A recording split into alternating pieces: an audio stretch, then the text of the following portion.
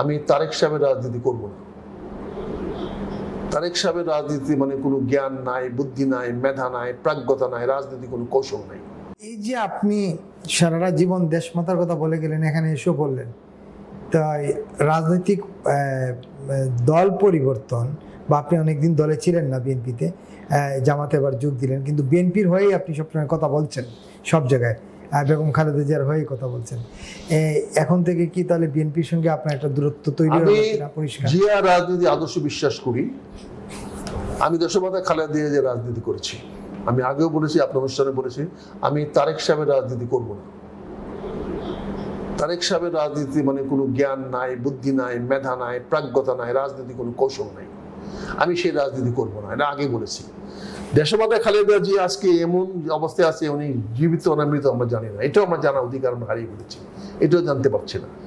কাজে আমি মনে করি, আপনি নিজেই বলেছেন যে আমি কোনো দলে নাই, আমার কোনো পরিচয় নাই।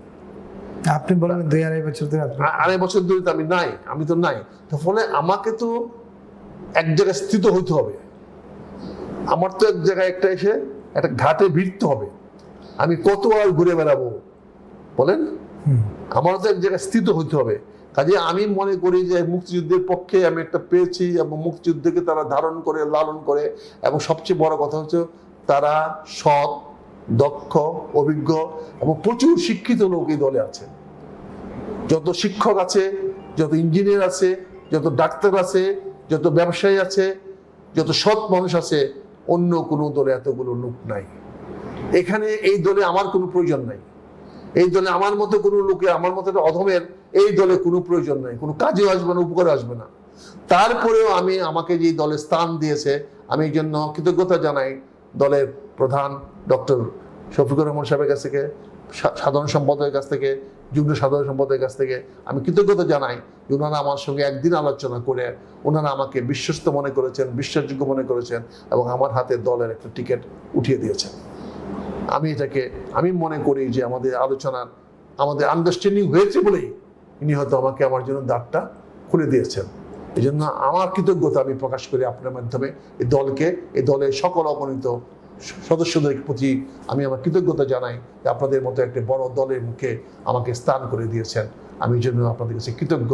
আমি চেষ্টা করবো, আপ্রাণ চেষ্টা করব আপনাদের মান সম্মান রেখে দলে কাজ করতে। এই যে আপনি দল যোগ দিলেন, তাহলে নির্বাচন আপনি করছেন না? না, নির্বাচন আমি করব না। নির্বাচন করলে তো বলবো যে আমি নির্বাচনে লাভের জন্য গেছি।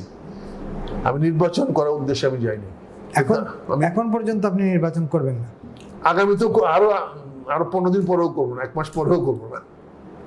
নির্বাচনের জন্য তারা যান নাই। আপনার এই হঠাৎ পরিবর্তন আপনার দেশমাতার দল বিএনপিতে কোনো প্রতিক্রিয়া তৈরি করবে কিনা? আমি একটা নগণ্য সদস্য বিএনপির সদস্য না, বিএনপিতে বহিষ্কৃত 2-2.5 বছর আগে বহিষ্কৃত। বিএনপি তো আমার নামই জানে না, বিএনপির নতুন প্রজন্ম তো আমাকে চিনেই না, তারা তো আমাকে চিনে না, আমার এলাকার ছেলেরাও চিনে না আমাকে বিএনপি। তারা তো বিএনপিকে আমার প্রয়োজন মনে করে না। তাহলে ইলেকশনে দাঁড়াইছে, তাহলে তো প্রার্থীরা আমার কাছে আসতো, দলের লোকেরা আসতো, সভাপতিরা আসতো, বুঝছেন না? আমার তো 2-4-5 হাজার তো কর্মকর্তা কর্মচারীও আছে, তাদেরও তো ভোট আছে একেবারে। তারাও তো আমার গ্রাম প্রতিবেশী আছে, তারা আমাকে ছেড়ে কই যাবে? আমার তো বংশটা আছে, আমাদের বংশ তো ছোট বংশ না। কিন্তু একটা প্রশ্ন করতে চাই, আপনি মেজর আখতারুজ্জামানই তো যথেষ্ট। দল পরিবর্তন করে জামাত ইসলামী যোগ দেওয়া আর খুব জরুরি ছিল কিনা? আপনি বলছিলেন যে আপনার একটা থিতুর দরকার, কিন্তু আপনি মেজর আখতারুজ্জামান, এটাই তো বিরাট ব্যাপার। ব্যক্তিগত দল হয় না তো।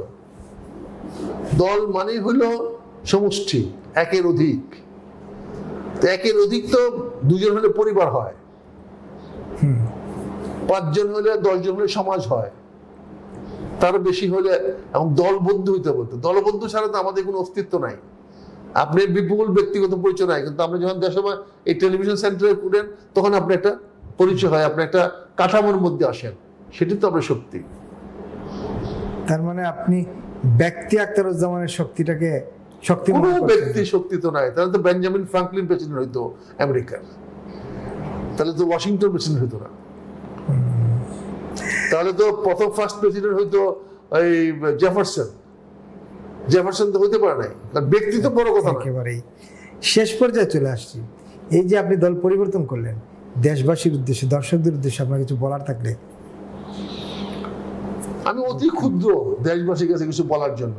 আমি আমার অস্তিত্বের প্রয়োজনে, বেঁচে থাকার প্রয়োজনে, রাজনীতিকে টিকিয়ে রাখার প্রয়োজনে আমি জামাতে ইসলাম, বাংলাদেশ জামাত ইসলাম অংশগ্রহণ করেছি, যাতে আমি আমার রাজনৈতিক কর্মকাণ্ড, যাতে আমার জনগণের প্রতি আমার নিবেদন, জনগণের প্রতি আমার কমিটমেন্ট আমি অব্যাহত রাখতে পারি। আমি সেই জন্য একটা রাজনৈতিক প্ল্যাটফর্ম দরকার, আমি সেই প্ল্যাটফর্মটা খুঁজে পেয়েছি, আমি গিয়েছি। তাতে যদি আমার প্রতি আপনাকে অসন্তুষ্ট হন, তাহলে এটা আমার, এই দায় আমার। আমি এই দায় মাথা নিয়ে আমি যে কদিন বেঁচে থাকবো, আমি দেশ, মানুষ, জনগণ, আমার সমাজ, আমার এলাকা, আমার প্রতিবেশীর প্রতি আমি আমার দায়িত্ব পালন করার অভিলাষেই আমি দল পরিবর্তন করেছি। আমি নতুন দলে গিয়েছি এবং আমি চাই আপনাদের উপকারে যেন আমি রাখতে পারি। যে কদিন বেঁচে থাকবো আমি যেন অন্ততকে আমার সমাজকে, আমার গ্রামকে, আমার প্রতিবেশীকে আমি যেন কিছু করে যেতে পারি।